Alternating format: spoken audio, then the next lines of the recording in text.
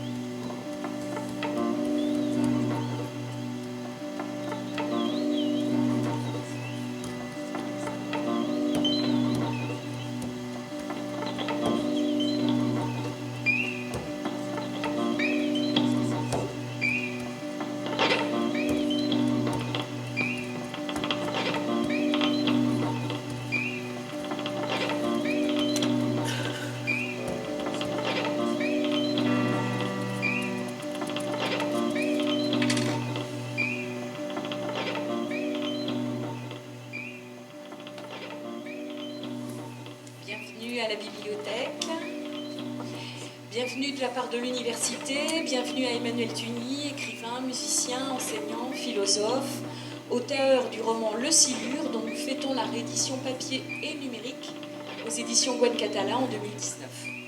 La première édition datant de 2010. Merci beaucoup au musicien Fabien Marie qui accompagne ce temps littéraire et musical. Et je remercie aussi de loin Anna-Katharina Schedeger, qui est l'artiste plasticienne, auteure de la vidéo, qui va teinter le début de notre rencontre. Et merci par avance aux étudiants de licence 3, issus de diverses disciplines, qui ont accueilli avec enthousiasme la proposition de participer à cette lecture découverte dans le cadre d'un cours pluridisciplinaire intitulé UEO Écriture créative et numérique d'une part, et UEO, pratiquer la critique, d'autre part. Merci aussi, bien entendu, à Caroline Chevalier, qui, entre autres missions, coordonne les activités culturelles de la bibliothèque universitaire. Et merci au public qui s'est déplacé et qui va partager avec nous ce moment que nous avons préparé avec beaucoup de passion. Nous voici donc au rez-de-chaussée d'une bibliothèque. J'avais presque envie de dire, nous voici donc à l'entrée de la bibliothèque d'Iséora. Nous allons découvrir le texte du Silure à travers des mises en voix d'extraits. Au cours de cette petite heure partagée, nous aurons aussi l'occasion de poser des questions à Emmanuel Tuny, donc n'hésitez pas à anticiper ce temps d'échange en enregistrant en vous-même toutes les questions que le texte ne va pas manquer de vous poser. Je reprécise qu'il ne s'agit pas d'un spectacle. Il s'agit d'un temps de partage. Les étudiants ont découvert le texte récemment et nous sommes là pour discuter, expérimenter, échanger, partager. Le spectacle, ce serait autre chose, bien entendu. Donc merci à tous, bienvenue. On ouvre le livre.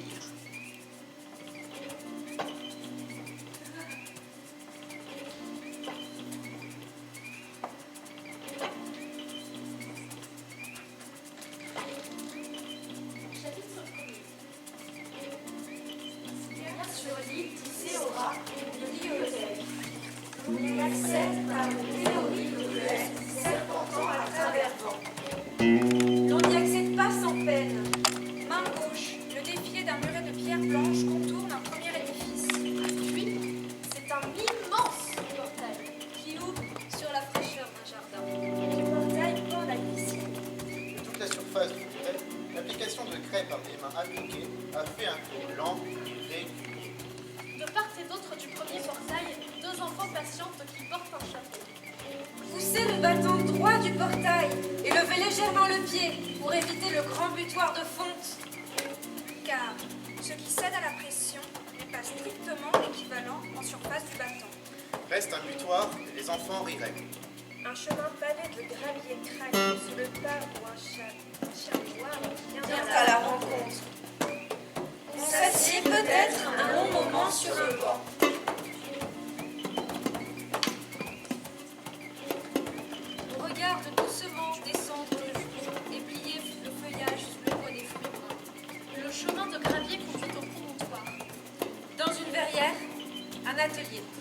Un homme est assis et croise le regard.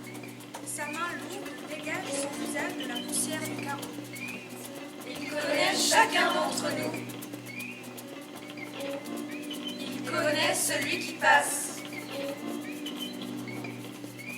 Sur la table où il est assis, une statuette de bois lève.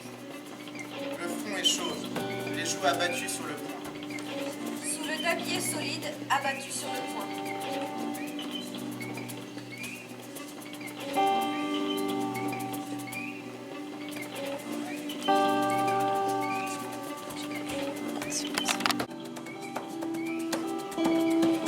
Chapitre 18. Il y a sur l'île d'Iséora une bibliothèque. Un entrelacs de léons est conduit, qui serpente au banc debout. Main gauche, on longe le défilé d'une draille blanche. Un immense portail ouvre sur la fraîcheur d'un jardin d'où pendent des embaumements. De toute la surface du muret, l'application de chaud par des mains appliquées a fait un cours lent et régulier. Deux enfants patientent et échangent des figures, et le plus grand gagne le mât et lève les bras en signe de victoire. Comme la lune est encore ponctuation au ciel. Passez le portail et levez légèrement le pied. Une eau étrangement dense au loin pour éviter le grand butoir. Les enfants rient et sont larmes. Un chemin pavé de gravier craque sous le pas où un corbeau picote, unique. Aster longe la draille aussi, tenant de sa batterie contre la chaux passée. Elle vient à votre rencontre et vous salue bref. Israël est décoiffé sur une grève. Un chapeau d'homme est dans sa main. Un chapeau ourlé de satin d'or. C'est tout. Parce que promène sa tête et la gourmande, on a remarqué depuis la première rencontre à la serre qu'elle ne tient pas solidement sur son col. Elle mâchonne une colchine, les yeux ouverts, mouvants. Des chevaux ronds sur un continent plus grand. Dans la voiture chaote Israël qui s'envole. Darwinkle court après, et il appelle à l'aide. À l'aide! À l'aide, à l'aide. Des femmes rouges se baignent dans l'eau étrangement dense. Cocaïnement.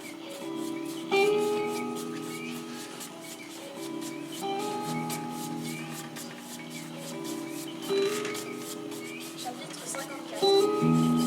Il y a sur l'île d'Iséora une bibliothèque. On y accède à une théorie on y accède à ses pères. À gauche, le défilé du muret de pierre blanche autour d'un premier édifice. Un portail ouvre sur la fraîcheur d'un jardin. Du portail pend l'échelle, au sommet de quoi deux enfants vous attendent. Un cheval, l'autre oiseau, les têtes brûlées. Un chien vient à la rencontre. S'assied peut-être un long moment sur le banc de l'entrée et l'on regarde le jour se faire jour dans l'apaisement de tout. Le feuillage sur le toit des fenêtres. Un atelier et sa verrière. L'homme qui est assis à droite de votre maison. Sa main lourde dégage son visage de la poussière du carreau. Puis elle vous salue. Sa face tendre vous salue. L'homme chacun Chacun d'entre nous. elle fait un secret de Sur la table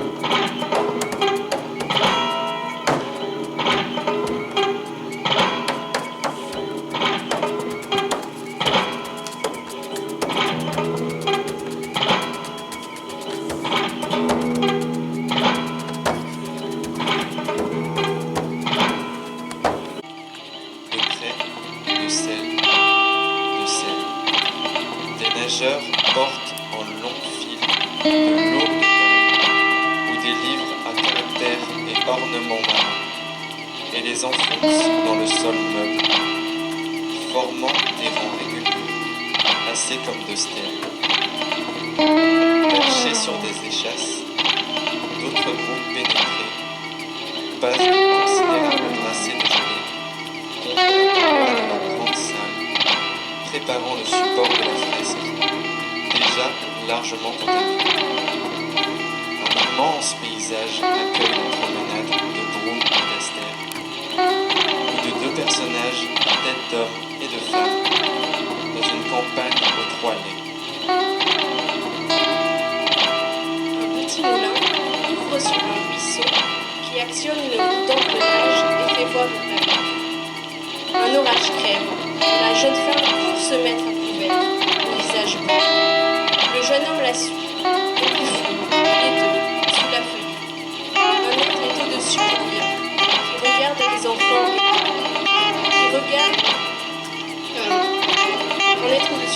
qui regarde les enfants épars, qui porte au cou la lune, un poisson, et baigne ses pieds dans l'eau du lac.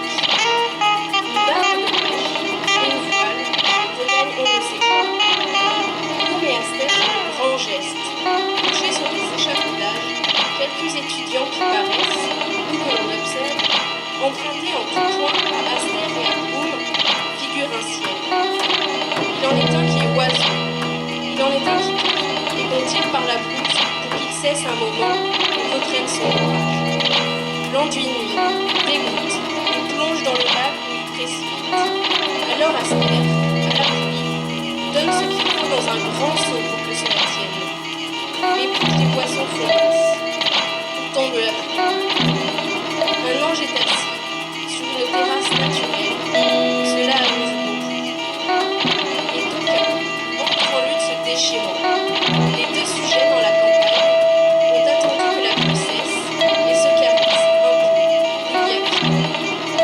Broom a plongé et dirige le travail d'Aster qui compose une méduse. Aster fume une des cigarettes qu'on a au moment où une grange incendiée s'éloigne des moteurs. Elle a demandé votre nom. Un poisson brun, plus en dessous, cherche les coins et vous attend, suspendu sous une pierre plate. C'est une installation de Zépo, dit Aster. On ne connaît pas Zépo. On fait comme si. Et comme Aster a bien vu, elle sourit et demande une autre cigarette. C'est qu'on la fait rire. Alors comme ça, vous allez travailler pour la bibliothèque. Recenser, oui. Recenser un seul livre. Et Aster éclate de rire encore un coup. Clé piquée de corbeau, en 2 ou 3 touches, un long bandeau safran, coulé fait l'horizon. Le jeune homme et la jeune femme ont un panier et la gueule d'un grand bois les manches. La paume de Broom prend à l'épaule. Recenser un livre, puis lâche prise, et Broom et Aster sont secoués de nouveaux éclats de rire. On plonge à son tour dans le lac. Sous la pierre plate, le poisson ne bouge pas. On s'assit sur le fond de vent, on lui sourit. Et comme on lui sourit, le grand poisson sourit.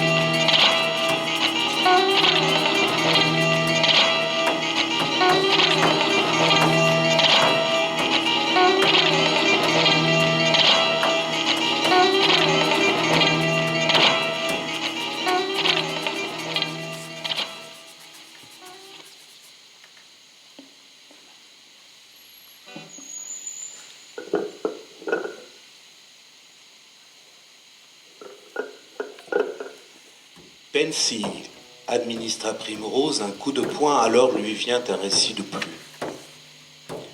L'Éternel s'adressa à l'enfant, fils d'Ilékei, et lui dit : La nature est mon règne, et j'y ai ma parole. Tu as reçu de la nature la grâce d'y promener en ma chair et mon ombre, mon ordre et ma mesure. Tu es l'acte de foi que j'envoie à Émeth pour être son berger. Tu es l'ordre, le cœur et le pas, de ton Dieu fait au monde. Lève-toi et va à Hémet et donne à l'impie les clés de l'amour et du lieu et du vase immense du monde où sèment les atomes et finissent les villes. Or, à Hémet, l'on connaît au-dessus du monde et l'on dit de ma parole qu'elle est portée des corps. Et l'on dit de ces corps qui portent la parole qu'ils ont barre sur les ciels et le vent qui est cher. On invoque mon nom et l'on pense depuis à des ordres finis. Et l'on pense souvent qu'il y a des commencements, et les anges complotent et mesurent le monde, et les anges complotent qui limitent le chant et bornent le regard et disent ce qui a commencement et fin. L'enfant se leva bien, mais il s'enfuit à Sycre, au long mur jaune, loin de la face de tout lieu, loin de la face de son Dieu. Il descendit à Énaï et se cacha dans un navire qui, à son train, allait à Sycre. Il paya à l'équipage son dû afin qu'on le cachât et qu'il fût invisible aux yeux de l'Éternel, et ainsi s'en fut à Sycre sous le masque d'un ange. Et comme un ange, il fit un grand départ entre la mer et le ciel blanc.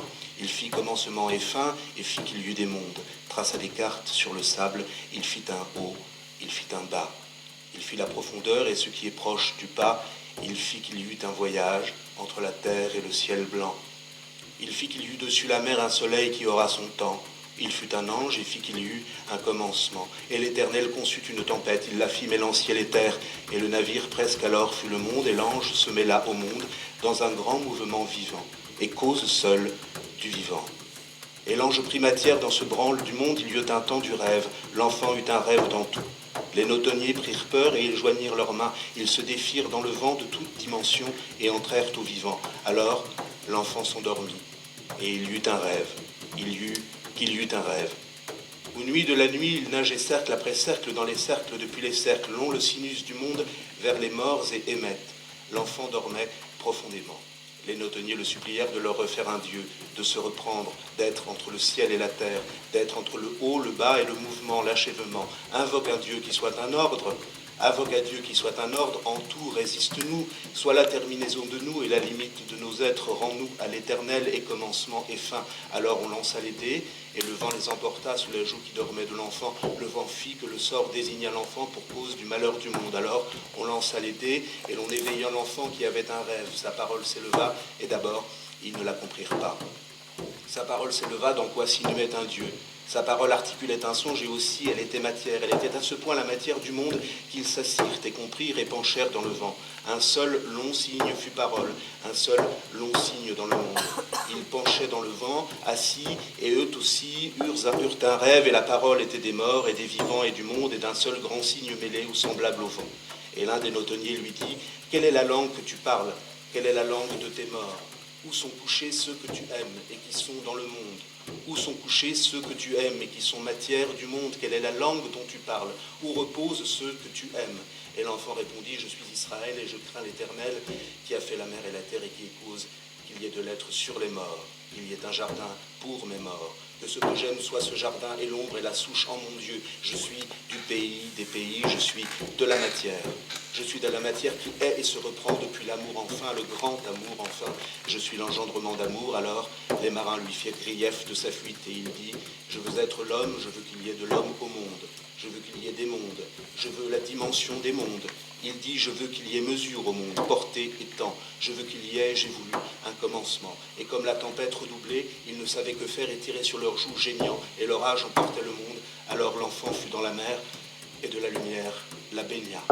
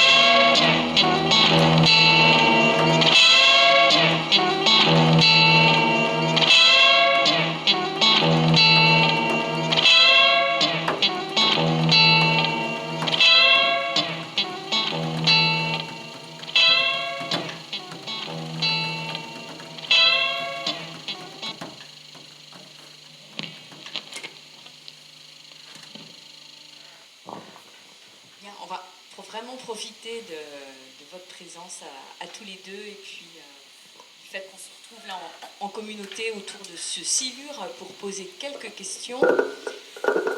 J'ai prévu évidemment des questions et puis les étudiants et le public auront aussi sans doute envie de poser leurs propres questions, mais je vais lancer les choses. Moi j'ai prévu 5 questions, mais on verra qui a envie de prendre la parole. Et la première question qui ne manque pas de jaillir lorsqu'un lecteur découvre ce roman, je pense que dans le public il y a aussi des personnes qui le découvrent maintenant, le silure. Cette première question, à mon avis, tient à son titre. Évidemment, les connaisseurs en pêche à la ligne s'amusent de l'ignorance commune. Un silure est un énorme poisson de rivière, carnassier, destructeur, on en a même trouvé dans la Vilaine.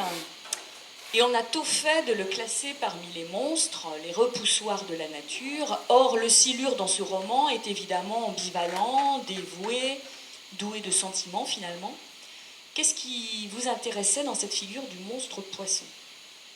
Alors, ce qui m'intéressait, ce qui m'intéressait, c'est un grand mot, mais c'est une bête pour laquelle j'ai une fascination enfantine. Et par conséquent, de ça, je ne peux pas rendre compte de l'intérêt, c'est difficile. Mais le silure présentait un avantage à mes yeux, c'est que c'est un intermonde, c'est une bête qui évolue à la fois dans des profonds, dans des inconnaissables, etc., mais qui est en même temps, si j'ose dire, une bête de proximité. C'est-à-dire qu'en quelque sorte, c'est un monstre de proximité, le silure. Et il présentait aussi l'avantage narratif de voir les choses sans être vu, c'est l'avantage aussi des poissons et de certains animaux un peu discrets. Voilà, c'était un monstre discret de proximité. Et il offrait par conséquent un assez large nuancier de possibilités narratives. Il y a dans le silure, nous l'avons entendu au seuil de plusieurs chapitres qui égrènent le roman, une bibliothèque qui ne contient finalement qu'un seul livre. Quel sens vous donnez à cela ? Est-ce une façon de consigner une forme de modestie à la culture du livre ? Ou au contraire, est-ce que c'est une façon de nous offrir une représentation absolue de la notion même de livre ? Non, l'idée c'était plutôt de travailler sur... D'abord, la bibliothèque est un lieu, une circonférence que j'utilise de manière systématique dans tous les livres que j'écris.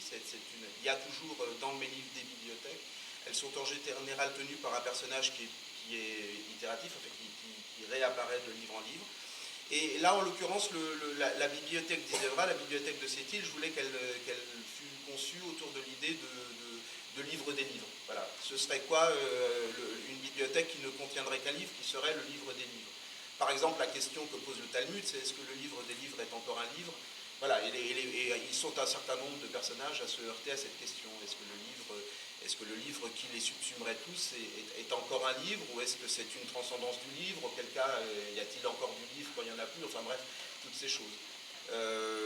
Mais c'est évidemment c'est l'un des lieux d'activité de la machinerie monstrueuse dans le roman, mais c'est évidemment pas le seul. Et c'est aussi pour ça qu'il n'est pas, je dirais qu'il n'est pas encombré et obéré de références ou de quelque chose qui relèverait je sais pas quoi, de l'affirmation mirandolienne. Comme ça, il n'est pas plus important que l'atelier de sculpture ou de peinture ou que le travail artisanal des serres, voilà, qui sont aussi en activité dans le livre. Et puis il y a aussi une part de nécessité du livre à être, et donc de nécessité du livre à ce que je lui fournisse des trucs. Et la bibliothèque est un des trucs que j'ai fourni à un livre comme une exigence du livre. Moi, j'ai en réalité assez peu de contrôle, enfin en tout cas j'ai peu d'empire sur l'angle de l'écriture, sur son allant, et donc je ne sais pas trop. Mais voilà ce que je peux en dire avec un peu de veille. Je pense que c'est une réponse qui doit titiller les membres du groupe Écriture créative qui sont parmi nous. Je ne sais pas si j'ai le droit de poser cette question, mais pourriez-vous nous livrer quelques-unes de vos sources d'écrivains ? Êtes-vous en mesure de nous dire d'où vient ce roman ? Quelles questions, quelles expériences, quelles émotions, quelles lectures, quelles œuvres, quels désirs profonds ont rendu l'écriture de ce roman nécessaire pour vous ? Le Silure, c'est un livre que j'ai écrit après la lecture d'un certain nombre d'abord du Talmud et d'un certain nombre d'ouvrages consacrés et au Talmud et au Salus tel que conçu conçu par la tradition juive. C'est pas du tout un livre qui trouve sa source dans des éléments de littérature, c'est un livre qui trouve vraiment sa source dans une espèce de réflexion comme ça, un peu amateur sur le salut d'un peuple.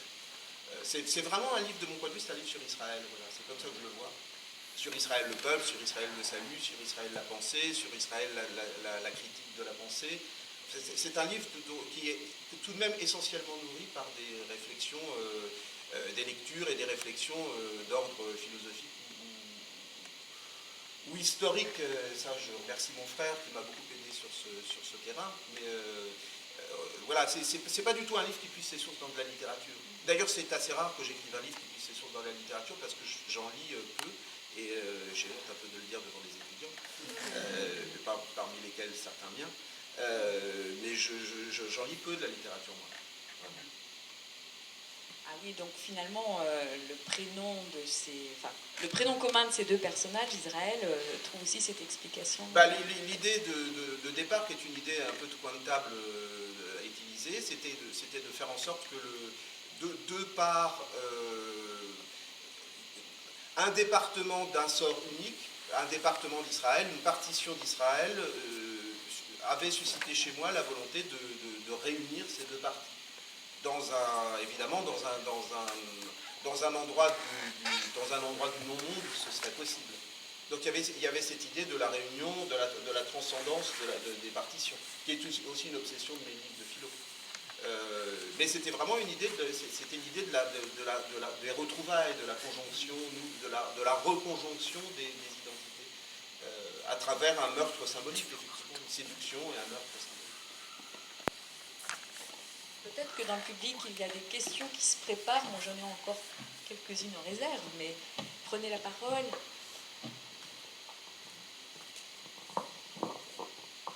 Pour rebondir sur la question précédente, du coup, comme je suis en lettres et en écriture créative, je suis obligée de poser la question, une bibliothèque qui ne contiendrait qu'un livre qui serait le livre des livres, qui ne serait lui-même plus un livre, est-elle du coup encore une bibliothèque?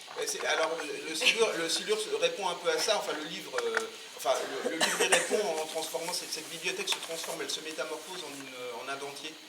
Et très vite, elle devient une espèce de... Vous voyez comme les dessins animés de Tex Avery ou les trucs de la période tchèque dorée, si tant est qu'il y en a eu une, des années 70. C'est un peu une mâchoire qui va, au bout d'un moment, cette bibliothèque. Parce que finalement, le livre des livres, c'est peut-être une voix qui va. C'est pas très original de dire ça, mais tout le monde le dit, ça.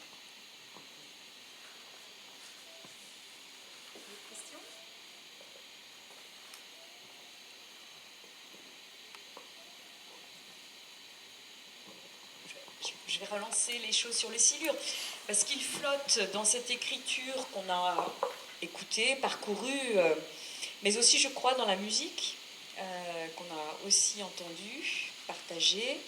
Un esprit baroque, la boucle, l'enchevêtrement, la courbe, la répétition-variation, la combinaison de motifs et le développement plus ou moins improvisé, nous saisissent, et certains passages, libérés des règles grammaticales ordinaires, libérés du sens d'un sémantisme ordinaire, nous font penser que vous accueillez une part un peu automatiste ou surréelle dans l'écriture. Est-ce que je me trompe?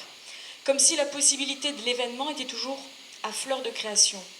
Donc, esprit baroque, accueil de l'événement, êtes-vous d'accord avec cette voie d'interprétation? Je serais discourtois si je vous disais que vous avez tort. On est entre gens bien.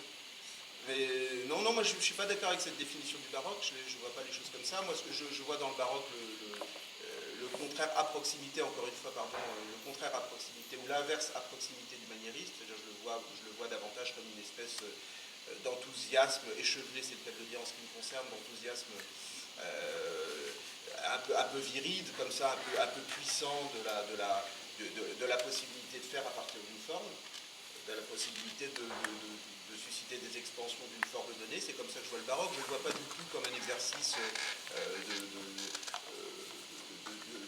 de création d'un écart par rapport à ce que serait une formule atype, une formule base. Je le vois plutôt comme l'affirmation d'une espèce d'enthousiasme que toute chose puisse être. Ce que je vois plutôt dans votre remarque, c'est quelque chose qui tourne autour du surréalisme, du surréalisme entre 10 000 guillemets possibles comme axe de lecture de ce texte, mais comme je ne me reconnais pas non plus dans cette veine-là. Non, moi j'ai vraiment voulu écrire quelque chose qui fut encaissé, qui fut encombré, qui fut si plein qu'une espèce de calme en résulte. Voilà, c'est un livre accumulatif, hein, vraiment. C'est un livre qui exténue des partitions. Je crois que c'est une formule de Schoenberg, il me semble bien. J'exténue mes partitions, ou Zappa, enfin peu importe, là tu peux douer. Et oui, bah c'est ça, voilà, le silure, c'est un livre qui est fait pour exténuer des partitions depuis un amoncellement, une accumulation. Évidemment, tout ce qui est accumulé, tout est poétique, tout est baroque, tout est romantique et tout est surréaliste. Mais pour moi, le baroque, c'est le contraire de ça. Je ne vois pas du tout ce livre comme un livre baroque. Ne fût-ce que parce qu'il, contrairement au baroque qui fait de la surface une profondeur, moi je suis, comme chrétien converti, je suis plutôt convaincu qu'il y a quelque chose. Donc l'accumulation comme, je dirais, comme cache-misère, misère au sens philosophique du terme, c'est pas mon truc. Le baroque réaffirme quand même la profondeur. Ah, le baroque, c'est quand même fait pour faire venir des gens à l'église. Quand plus personne n'y va, on se dit la vérité. Bon, préparez vos questions, moi j'en ai encore une. À la fin du livre, on peut lire « Depuis un même amour toujours » et quelques lignes plus bas écrit « Noir ». C'est une énigme de plus pour le lecteur. Et cette façon de sortir du livre fait aussi penser à du théâtre. Alors, est-ce que ce noir est là pour nous rappeler la distance qu'il faut considérer à l'égard de la fiction, de toute fiction? Est-ce que cette couleur noire nous relie à la condition tragique de tout amour? S'agit-il du noir de l'encre sur la page, etc. On peut combiner ce final avec plein d'associations d'idées complètement subjectives. Vous, comment vous percevez vous-même la polysémie de cette fin de... C'est pareil, c'est un truc que j'utilise tout le temps et qui vient de Tex Avery pour le coup. C'est cette idée du personnage qui, en se prenant les pieds dans un tapis ou un truc, ou un bout de trottoir, ou je ne sais quoi qui passe, emporte l'ensemble du décor jusqu'à ce que l'écran soit complètement blanc. C'est déjà comme ça que se termine Mademoiselle de Biche. La plupart de mes romans se terminent un peu comme ça. Puis j'aime bien cette idée de Céline aussi, de la péniche qui, s'éloignant comme ça, partant au loin, entraîne l'ensemble d'un paysage ou d'un livre, etc. Alors, et pour le reste, tout est évidemment absolument juste, incontestable, et tout ça, je suis tout à fait d'accord avec ce que vous avez dit. Enfin, je veux dire, je suis tout à fait d'accord. Il y a un effet de vrai dans tout ce que vous avez dit. Est-ce que quelqu'un peut poser une autre question? Profitez-en. Un auteur proximité, et puis peut-être parmi vous, certains ont lu d'autres livres d'Emmanuel Tugny ou ont écouté sa musique, écouté ses CD.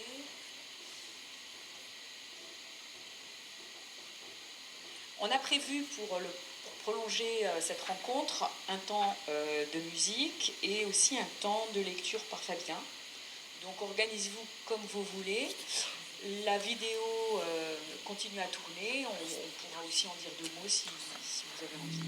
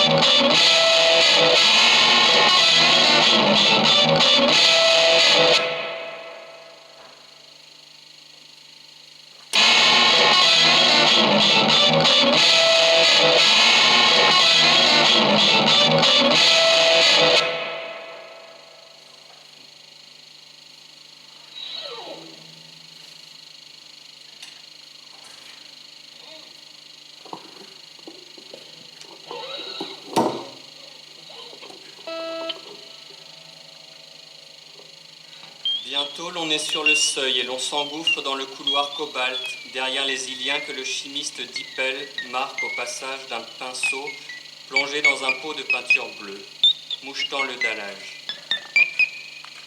Broom, par monosyllabe sec, indique la marquage appliquée sur la manche des rabbins, le plissé qui passe. L'on est le dernier à passer au bras d'Israël et Dippel retient son geste. À la suite de la jeune femme, l'on remonte l'escalier de bois noir et l'on entre dans la chambre. Israël tend, jouant des paumes, ses joues dans le reflet du poids du battant arrêté de l'horloge murale. Elle se défait de sa robe et se coule sous le drap sans prendre garde à vous, qui vous tenez debout, indécis au bout du grand lit. Une fois encore, elle joint ses mains, les yeux grands ouverts, et elle attend. Il se ferme enfin quand ses mains demeurent jointes. Sa tête penche sur le côté et un murmure lui vient aux lèvres comme on la veille. Un murmure qui module et qui presque chante, un murmure comme un air, comme un aucun. Je te dis mon poème, il est de Salomon. Nous nous poursuivions, si je me souviens bien, dans tout le monde, mis sous les jours sidérants par des campagnes. Et il m'entraîne.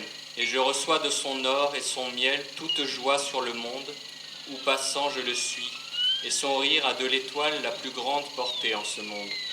Je me souviendrai de ce roi, en son carré d'étoiles faisant porter d'un jour. Tu es l'aimé, et mon amour est un vin doux, et comme je t'aime, je te chante, et je me tiens droite, et j'attends que descende le jour sur la course du roi. Et j'appelle ciel, ce roi, et j'appelle Israël, la course en moi, dans ce monde de ciel. Et j'ai ma face la plus belle, celle du jour levé, et j'attends. Je chante, et dans nos courses s'unissent les ordres et les nombres, en un ciel seul et pour toujours au monde, avec la saison. Je joins mes mains et j'attends le miel, et la nuit est l'unique. Je suis le tissu de Kédar, qu'un beau soleil au soir a passé d'ocre au miel. Pardon s'il est noir, comme sa clarté la révèle, depuis son front et nos beautés. Pour cette marche au profond qui descend, j'ai fui les promenades à Sycre. J'ai gardé mon ouvrage de nuit, et je l'ai rendu au fleuve pour plus tard qui passait. J'ai brûlé jusqu'à l'os, pour n'être que ton pas. J'ai ta course, et j'ai tous les miels. J'ai ta main sur la promenade et les tilleuls et la danse d'agave. J'ai des sources et j'ai des jardins. Mon ciel, les jeunes filles d'ici chantent. Tu es l'aimé, et Israël, tu es l'aimé. Où que pèse ton troupeau, je repose à midi sous le front d'Israël et descends un rayon que je longe en tous sens. Et j'appelle et j'attends que du ciel me vienne. Et j'ai des compagnons qui font cortège au jour, et nous demandons grâce. Et tu es mon aimé, et ciel, et toute vie. Et ma femme Israël va au miroir, et passe dans la grande bouche où je suis qui patiente, où je suis à la montre, au frisson et au vent. Oh, je suis des filles de Jérusalem, celles qui t'aiment, et ma peau est l'or nuit à ton front. Je suis fille de Salomon, et laine des bêtes de Kédar, laine bouillant. Et j'ai connu un grand soleil, et il m'a regardé. Je chante qu'il est loin devant mon front, et c'est soleil. Tu es là, qui patiente, le berger et sa nuit. L'ange est sur la campagne, je le cours et je crois. Beauté des landes, je crois. Campagne que crève l'averse, je crois. Et petit fort au loin, piqué d'un drapeau cendre. Et puis le jour, je crois.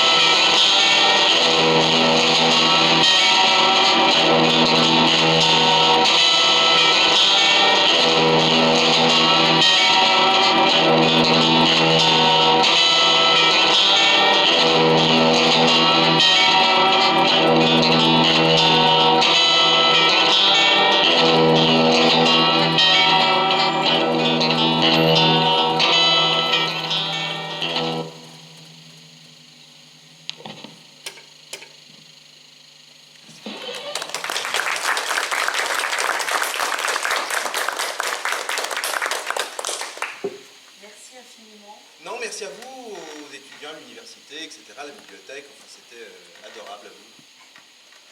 On peut clore officiellement notre rencontre, mais officieusement, vous pouvez aussi continuer à poser des questions et on peut poursuivre aussi cet élan-là. Vous pouvez emprunter le livre. Enfin, beaucoup de suites sont possibles, oui. Quand on a regardé la vidéo, on a plus eu un sentiment de tristesse, de mélancolie. C'est peut-être en vous ça, méfiez-vous. Non, mais c'est vrai qu'on n'a pas eu l'impression vraiment de vie, de joie. Enfin, c'est pas très gai comme roman tout de même. Ouais, c'est ça. Il y a la présence. C'est même carrément sinistre, je l'ai relu récemment. Ouais. C'est une tannée. Ouais, moi aussi, oui, c'est bien. Ouais. Et même d'ailleurs dans votre musique, elle est aussi assez, puisque c'est presque de la musique expérimentale. Enfin, moi j'ai ressenti ça comme ça. Il n'y a pas de notes comme on entend dans la plupart dans ce qu'on peut écouter au quotidien. Et c'est pas audible comme ce qui passe à la radio, quoi. Et donc, dans la musique aussi, du coup, vous êtes dans cette recherche un peu de, je trouve, en tout cas, pour rebondir sur ce qu'a dit mon camarade, quelque chose d'assez sombre, de profond en tout cas, d'une profondeur noire, quoi. C'est ça que ouais, c'est marrant.